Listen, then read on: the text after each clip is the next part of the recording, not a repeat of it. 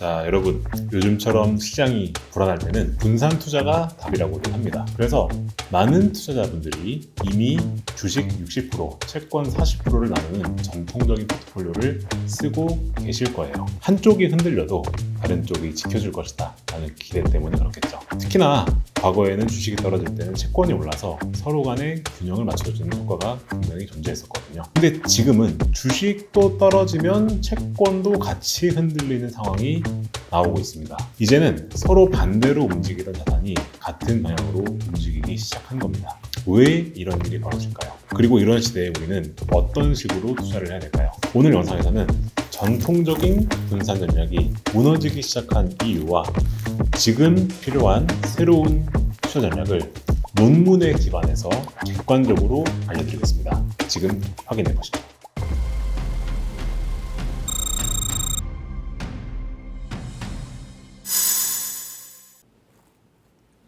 네, 안녕하십니까. 제임스입니다. 자, 오늘은요, 시황 영상이 아니라 좀 본업으로 돌아와서 퀀트 영상을 좀 찍어볼 겁니다. 사실 이제 저희 채널에서 앞으로 이 퀀트와 관련된 내용 다룰 건데, 퀀트 관련 내용 다룰 때 저는 개인적으로 논문을 좀 다룰 거예요. 논문.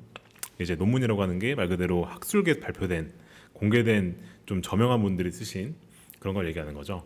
그래서 오늘 다룰 논문은 뭐냐면은 여기에 있는 A Changing Stock Bond Correlation 이라는 겁니다. 이거는 번역해드리면 주식과 채권을 분산함에 있어서 중요한 게 correlation, 상관관계죠. 이 주식과 채권의 correlation의 변화에 대하여, 즉 달리 말하면 주식과 채권을 분산하는 포트폴리오에 대한 고찰이다 라고 보시면 됩니다. 자, 일단 제가 퀀트 논문 말씀드린다고 했는데 이 퀀트 논문이라고 하는 걸 말함에 있어서 저희가 여기 있는 이 AQR이라는 회사를 빼놓을 수가 없어요. 이 회사는 그 Applied Quant Research라고 하는 거의 약자거든요. 이제 그 말 그대로 그 응용 퀀트 연구라고 하는 거를 회사 이름을 쓴 회사인데 이 회사가 정말 유명한 퀀트 헤지 펀드입니다. 저와 퀀터스라는 회사가 만드는 알고리즘 투자의 좀 근간을 이룬 회사기도 해요. 저희 내부에 쓰인 알고리즘들은 이 AQR이라는 회사의 그 알고리즘들을 되게 많이 차용해서 쓰고 있습니다. 이름이 Applied Quant Research죠. 그러다 보니까 이 회사는 되게 특이한 게 헤지펀드긴 한데 되게 다양한 연구 결과들을 논문으로도 공개를 합니다. 그래서 모두가 볼 수 있게끔 다 공개를 하고 있어요. 그리고 여기 계신 이분이 되게 유명한 분인데 이분이 회사의 창업자입니다. AQR의 파운더고요. 이분은 클리프 아스네스라는 분인데 이분은 효율적 시장 가설로 유명한 유진 파마라는 분의 제자이기도 해요. 그래서 아주 저명한 분들이 여기 모여가지고 그 퀀트 알고리즘도 만들어서 운영을 하시고 헤지 펀드입니다. 기본적으로 성과도 되게 좋아요. 성과도 되게 좋은데 그 논문도 되게 많이 내시는 아주 훌륭한 분들이 모이는 회사고 저희 퀀터스 사실 그래서 저희도 이런 거를 좀 지향을 합니다. 나중에 저희가 연구하는 것들을 이제 논문으로 내고 그렇게 하고 싶은 욕심도 좀 개인적으로 있긴 있어요. 자, 그래서 오늘은 이들이 냈던 논문 중에서 되게 재미있는 논문이 있어서 가져왔는데 그 여기 보이시는 이 Changing Stock Bond Correlation 이라는 페이퍼입니다. 사실 이게 나온 지 꽤 되긴 했어요. 이게 2023년 3월 달에 나왔던 페이퍼이긴 하거든요. 근데 지금 보더라도 좀 유의미합니다. 그래서 좀 가져왔는데 이 논문에서 뭘 얘기하냐면요. 주식과 채권 포트폴리오가 과연 지금도 유효한가? 라고 하는 이제 그러한 질문에 대해서 답을 낸 그런 논문이다라고 보시면 됩니다. 자, 우리가 주식과 채권이라고 하는 통상적으로 저희가 반대로 움직인다라고 생각을 하죠. 그래서 우리가 분산 투자를 할 때 일반적으로 주식과 채권을 포트폴리오에 섞습니다. 그걸 대표적인 예시가 6040 포트폴리오죠. 그러니까 주식이 60%, 채권이 40% 섞어서 투자하는 걸 저희가 통상적으로 6040 포트폴리오가 부를 정도로 이 주식과 채권은 반대로 움직이니까 분산 투자하면 좋다라고 하는 게 우리가 알고 있는 커먼 센스입니다.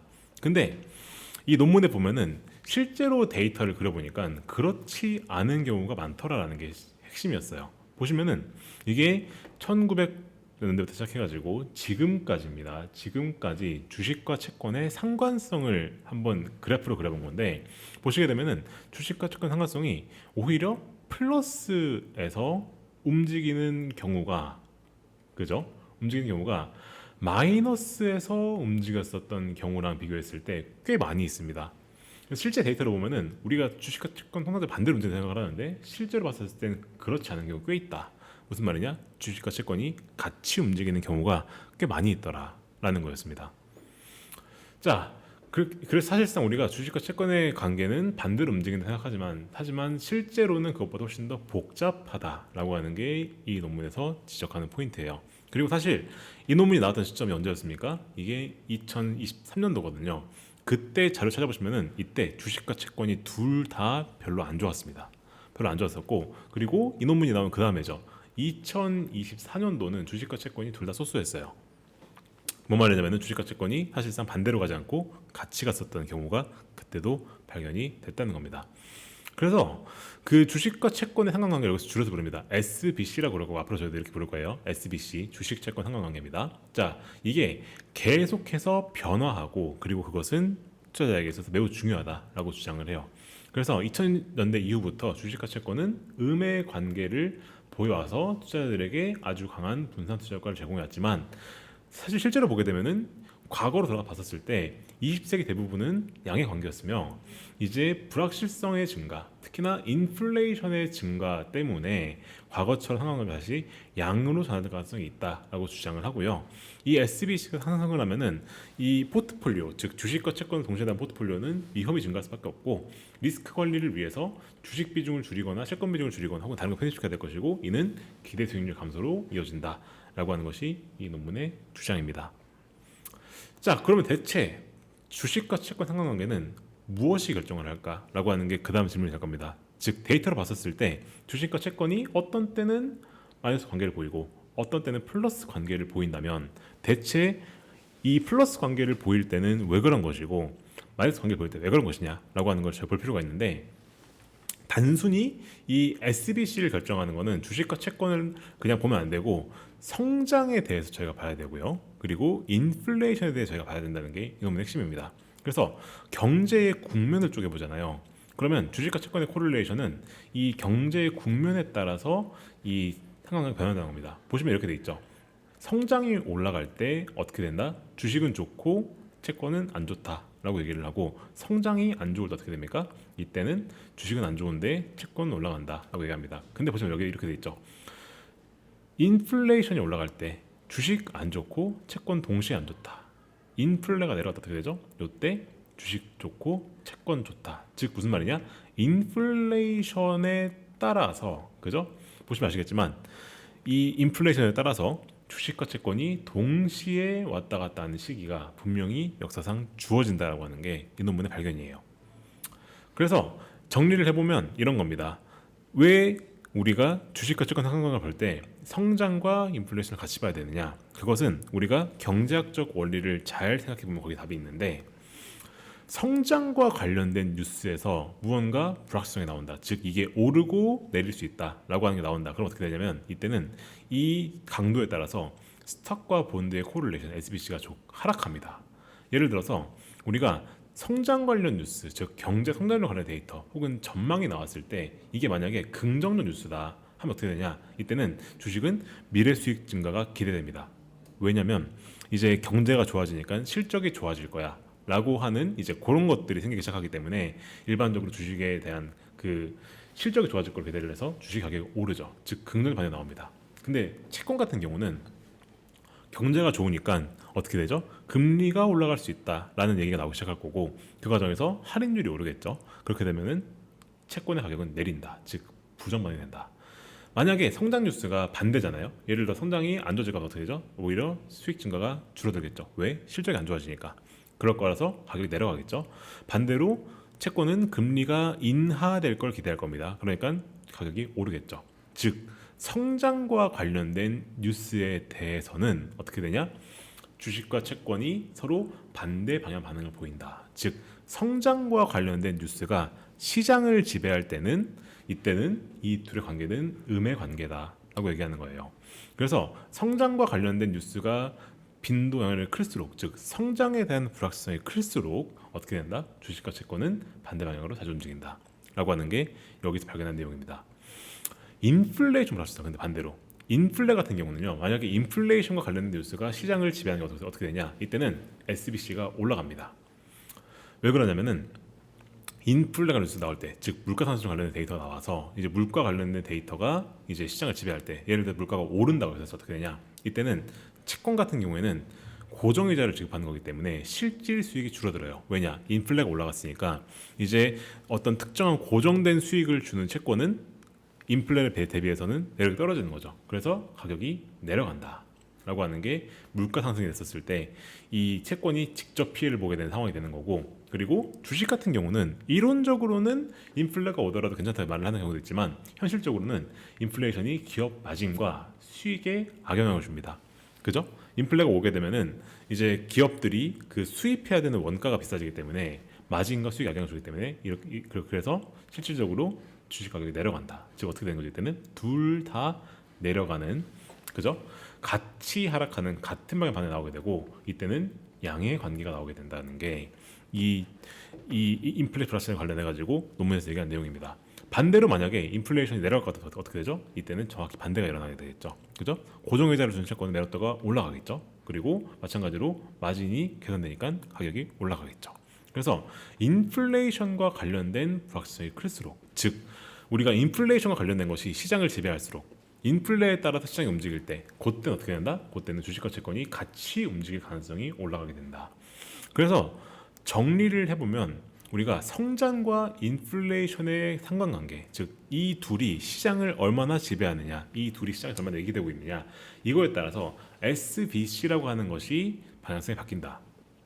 그리고 사실 경제 국면 봤었을 때 이 성장과 인플레이션은 일반적으로 같이 움직이는 경우가 있고 반대로 움직이는 경우가 있죠. 그리고 이것에 따라서도 SBC에는 결정적 영향을 준다라고 하는 게 논문의 내용입니다. 예를 들어서 수요 충격이라고 하는 것이 지배적인 시대. 즉 무슨 말이냐면은 이게 수요 때문에 물가가 오르는 케이스. 이건 뭐냐면은 경제가 성장이 강한 상황입니다. 왜냐? 수요가 많으니까. 이건 곧 경제가 현재 잘 돌고 있다는 뜻이죠. 그러면서 물가가 같이 오르는 케이스. 이때는 성장과 인플레이션 관계가 플러스입니다. 이렇게 되면 이때는 성장 뉴스의 영향력이 더 큽니다. 왜냐하면 애초에 인플레이션을 주도하는 게 성장이기 때문에 그렇죠. 그러면 성장 관련 뉴스가 훨씬 크니까 이때는 주식과 채권의 방향성이 음으로 가게 되고, 이때는 분산 효과가 늘어난다. 근데 만약에 공급 충격이 지배적인 시대다. 이때는 뭐냐면은 말 그대로 공급망 쇼크, 뭐 지정학 리스크라든가 혹은 이번에 관세 같이, 그죠? 뭔가 공급망 사이드에서 뭔가 충격이 오는 케이스, 즉 물가를 끌어올리는 동인이 그 소비자의 수요가 아니라 뭔가 공급 사이드에 이슈가 있는 케이스, 그런 경우는 인플레이션이 높아지지만 성장은 둔화돼요. 그죠? 성장 측면은 변화가 없는데 말 그대로 공급망에서 인플레가 오른 거니까 이렇게 되면 시장이 인플레에 더 민감하게 반응합니다. 이렇게 되면 주식과 채권은 둘 다 내려갈 수밖에 없고, 이러면 SBC는 플러스로 간다. 이렇게 되면 SBC가 상승하는 효과를 가져올 수 있다. 분산 효과가 내려간다라는 거죠. 그래서 우리가 지금부터는 주식과 채권에 대해서 상관성을 분석을 하고 포트폴리오를 짤 때 어떻게 봐야 된다? 지금부터는 저희가 지금 현재 시장을 지배한 센티먼트가 성장과 연관이 있는 것인지 인플레 연관이 있는 것인지를 봐야 되고, 이 둘 중에 어떤 게 영향이 큰지를 봐야 한다는 겁니다. 자, 그러면은 이런 것들을 저희가 수식으로 풀 수 없을까 생각을 해볼 수가 있어요. 자, 수식으로 풀 수 있습니다. 그럼 우리가 지금부터 이렇게 계산을 해보는 거죠. 우리가 그러면 지금부터는 이 주식과 채권의 상관성을 애초에 성장과 인플레이션 영향을 준다고 했으니까 이걸 수식에 고려할 수 있지 않을까 생각해 볼 수가 있죠. 그러면 이런 것들을 저희가 수식으로 이렇게 짤 수가 있습니다. 여기서 그래서 이렇게 가정을 했어요. 자, 주식의 수익률이라고 하는 것과 여기에 있는 채권 수익률이라고 하는 것 자체를 저희가 이렇게 정의를 합니다. 여기 이 E라고 하는 건 뭐냐면은 여기 나와 있는 여기 수식이 있는데 이게 growth shock라고 하는 것과 inflation shock라고 하는 걸 저희가 정의를 해요. 이거는 이제 경제 성장률과 인플레이션의 변화율을 추정할 수 있겠죠. 즉 현재 시장에서 인플레 변화율이 크냐 작냐, 그리고 성장 변화율이 크냐 작냐라고 하는 걸 정의하는 거죠. 그리고 그것에 따라서 이 주식과 채권이 서로 영향을 받는다라고 이렇게 수식으로 가정을 하는 거죠. 그러면 주식과 채권이 성장과 인플레이션의 함수이기 때문에 이제 이들 간의 코베리언스는 어떻게 주어진다? 이렇게 주어진다 라고 정의를 합니다. 그랬을 때 보시게 되면은 여기 베타 있죠, 베타. 이 베타 값을 저희가 이렇게 정의를 했어요. 주식 같은 경우에는 이 성장률이 좋아지면은 이때는 플러스로 가고, 그리고 만약에 인플레이션과 관련된 쇼크가 나오게 되면 이때는 마이너스로 간다. 즉 이들 간의 관계는 반대라고 정의를 한 거죠. 그렇게 되면은 코베리언스는 이렇게 정의가 되게 되고, 이렇게 정의할 수 있는 거죠. 그러면 자, 만약에 그로스 코베리언스가 높다, 즉 그로스에 대한 베리언스가 높게 되면은 이때는 SBC는 네거티브로 가는 경우가 많고, 그리고 여기 인플레이션 베리스는 어떻게 되죠? 이때는 SBC는 플러스로 간다라고 하는 걸 수학적으로 이렇게 정의할 수 있게 돼요. 그래서 이렇게 일종의 어떤 수식을 짤 수 있게 되는 거죠. 그래서 이 수식을 짜서 여기에다가 그 인플레이션 쇼크랑 그로스 쇼크를 대입해서 보게 되니까 우리가 이 실제로 이 핏을 시킨, 즉 앞서 말씀드렸던 그 수식대로 계산을 해본 주식과 채권의 코릴레이션이 실제로 그려보니까 어느 정도는 일치하는 트렌드를 보이게 되더라. 근데 이제 이런 경우는 못 맞추는 경우가 가끔 생길 수가 있죠. 근데 이런 경우를 제외하고서는 이제 어느 정도 맞추는 모습 보이고 이것이 글로벌에서 어느 정도 효과가 있더라. 라고 하는 게 이 논문의 핵심 내용이었어요. 즉 무슨 말이냐면은 앞서 말씀드렸던 것처럼 주식과 채권의 관계는 우리가 성장과 인플레이션을 같이 봐야 되고, 그리고 인플레이션 쇼크가 높을 때는 이 둘이 플러스로 가는 경우가 되게 많고 성장 쇼크 많을 때는 그때는 하락하는 경우가 많더라. 그래서 그거를 실제 수식으로 짜서 검증해 보니까 어느 정도는 맞는 얘기더라 라고 하는 게 이 논문의 핵심 내용이었다까지 보시면 되는 겁니다.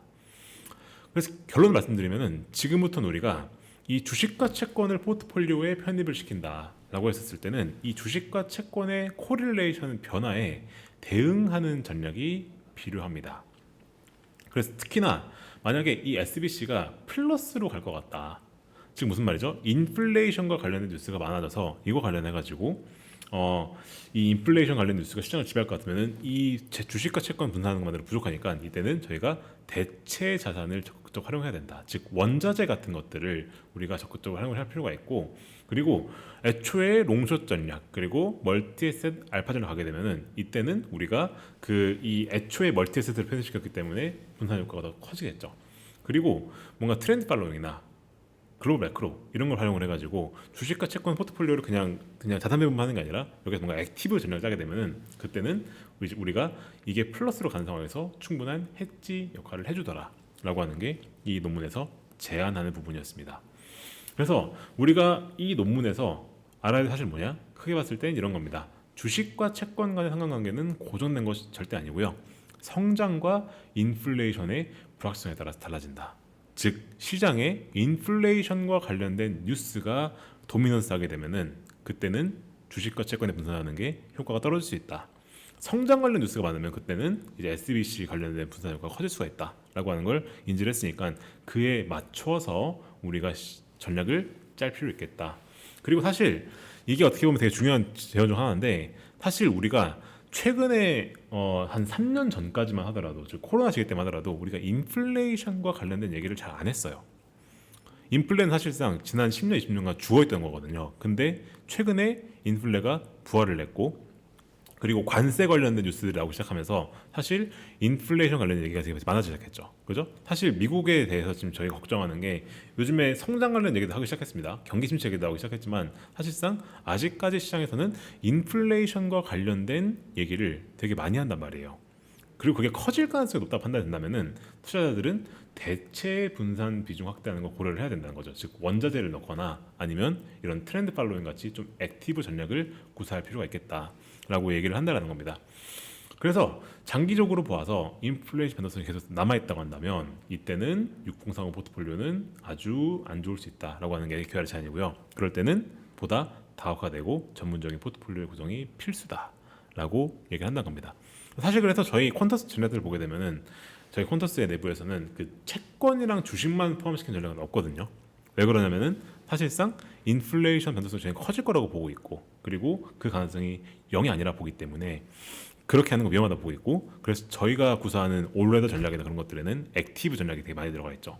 그것도 사실상 여기 이 논문에 나와 있는 내용들을 다 캐치를 해서 구현해 놓은 것이고, 그리고 그런 식으로 해서 뭔가 좀 멀티 에셋으로 가려는 시도를 되게 많이 하고 롱숏을 짜려는 시도를 되게 많이 하고, 그리고 트렌드 팔로잉을 하려는 이유가 사실 여기에 있다라고 이해를 하시면 조금 더 괜찮을 거 보시면 될 것 같습니다. 자, 그래서 이제 저희 채널 처음 보시는 분들은 앞으로 저희는 이제 이런 내용 계속 다룰 거예요. 그러니까 이제 이런 논문 같은 것들을 다룬다든가, 그래서 이런 것들에서 우리가 어떤 것들을 알아야 되는지, 거기서 그리고 어떤 식으로 전략 구사해야 되는지 다뤄나갈 거고요. 그래서 그런 것들에 관심 있으신 분들은 앞으로도 저희 채널 구독해 주시고 저희 플랫폼 저기 위에 링크 있을 겁니다. 클릭해서 보시게 되면은 저희 플랫폼 정보도 있으니까 꼭 한번 활용해 보시면 좋을 것 같습니다. 그럼 오늘 영상은 여기까지 하는 것을 하고요. 저는 또 다음에 인사를 드리도록 하겠습니다. 감사합니다.